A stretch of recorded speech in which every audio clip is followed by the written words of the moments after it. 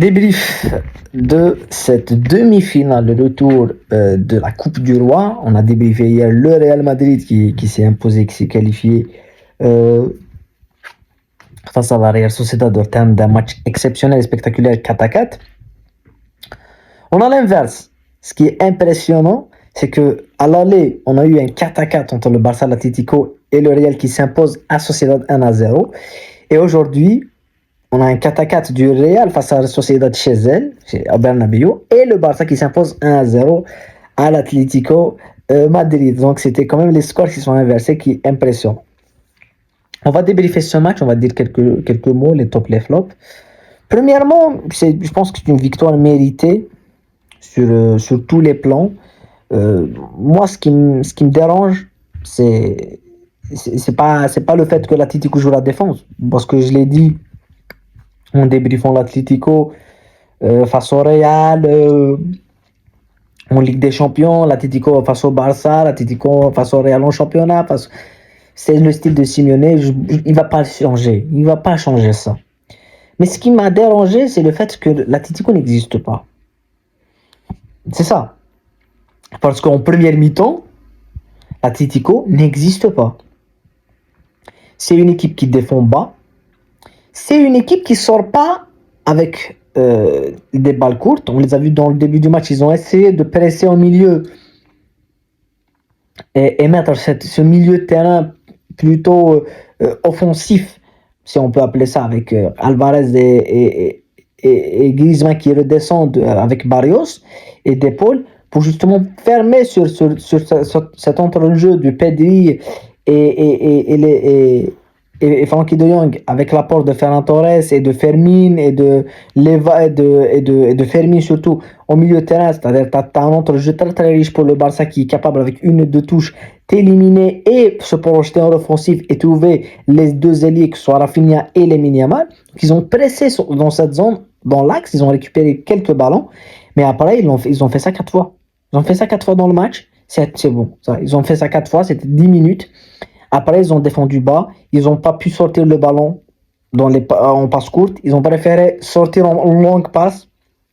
Ils ont joué toute la deuxième mi-temps avec du jeu long. Et c'était systématiquement des récupérations de balles du Barça. Et le Barça a un système. C'est ça que je dis souvent quand je parle du Barça et d'autres équipes avec le Real et tout.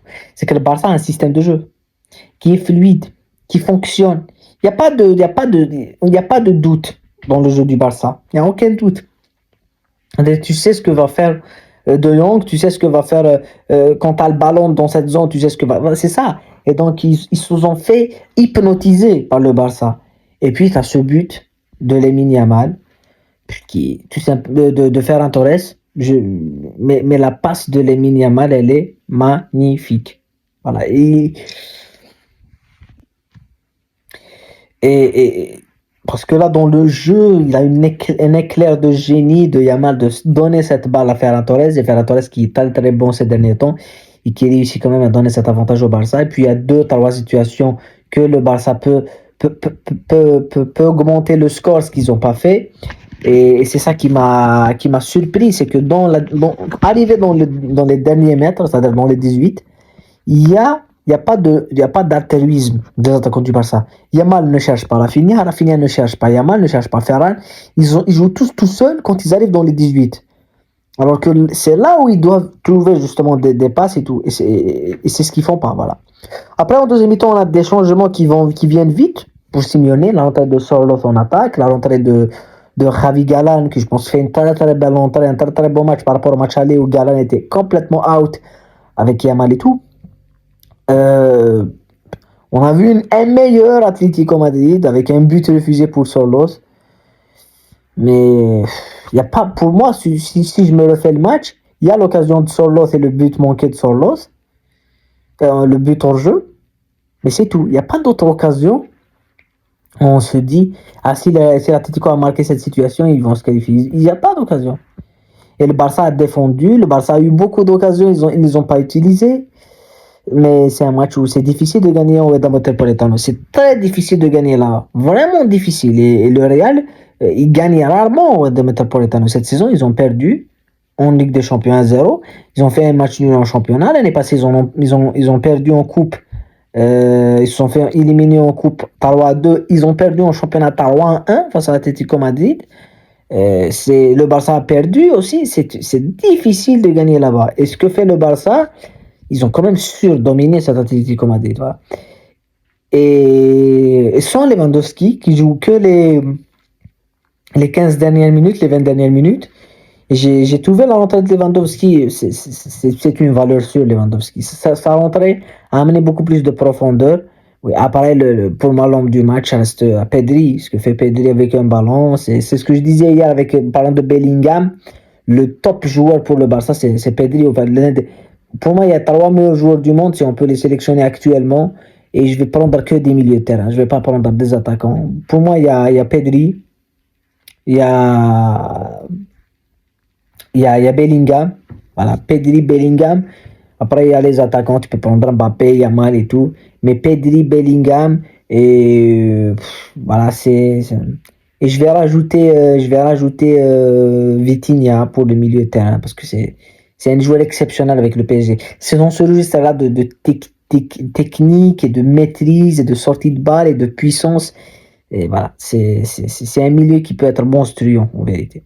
Qualification du Barça, match en finale, ça serait un classico, ça serait le 26 avril, ce mois-ci, ça va se jouer à Séville, ça va être une finale, un autre classico après la finale de la Supercoupe, qui va venir juste avant le classico du championnat. Et possiblement, imaginons si le Real Madrid va en finale et peut-être le Barça, même si je pense que le Barça va être dur, d'aller en finale de Ligue des Champions, s'ils se rencontrent, ça va être une finale aussi en Champions League, ce qui est historique. Ça ne s'est jamais produit. Mais cette finale de Coupe du Roi, elle serait très très bonne à voir pour voir justement si le Real a progressé dans ses failles, surtout dans le milieu de terrain. Par rapport au match de Supercoupe, où ils en ont pris 5 quand même, et par rapport au match de championnat, où ils en ont pris 4. Donc on a parlé de beaucoup d'espace laissé pour les joueurs, cette surdomination au milieu de terrain. C'est ça que je vais attendre côté du Real Madrid, parce que côté du Barça, on sait ce qu'ils vont proposer. Il y a une certaine ADN de jeu qui a été mise en place par Flick, mais côté Real, avec Ancelotti, même hier, il gagne, il se qualifie. Mais on ne sait pas ce que c'est grâce à Ancelotti ou c'est Mbappé, non, c'est Rudiger qui met le but. C'est les individualités, c'est Bellingham qui est toujours puissant. Si Bellingham n'est pas dans un bon jour, est-ce que le Real Madrid souffre? Oui, c'est sûr. C'est comme Pedri, s'il n'est pas dans un bon jour, le Barça souffre. Mais il ne va pas souffrir de la même façon les deux équipes parce qu'il y a d'autres joueurs qui peuvent amener quelque chose. Mais c'est ça le problème, c'est ça. Voilà. En tout cas, prenez soin de vous. La paix sur vous, on se retrouve bien évidemment demain pour débriefer Chelsea, Tottenham, Premier League, comme d'habitude. Ciao.